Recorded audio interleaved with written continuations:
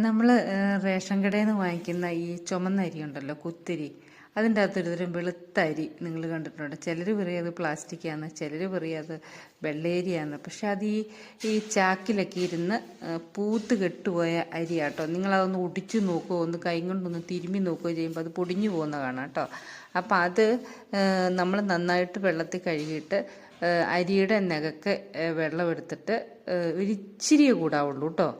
എന്നിട്ട് ഇത് നമ്മുടെ ഈ തിരമാല വരുന്നില്ലേ എന്ന് പറഞ്ഞ പോലെ ശരിക്കും വട്ടത്തിൽ ചെറുതായിട്ട് കറക്കി ഇങ്ങനെ തള്ളുന്ന പോലെ ആയിക്കഴിഞ്ഞ് കഴിഞ്ഞാൽ ഈ അരിയെല്ലാം കൂടെ നടുക്കോട്ട് വരും കേട്ടോ. അന്നേരം ഇതിങ്ങനെ കോരി കളഞ്ഞാൽ മതി.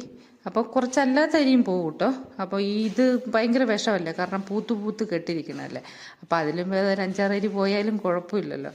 അപ്പം ഇത് ഒരു 5-6 പ്രാവശ്യം ചെയ്യേണ്ടി വരും.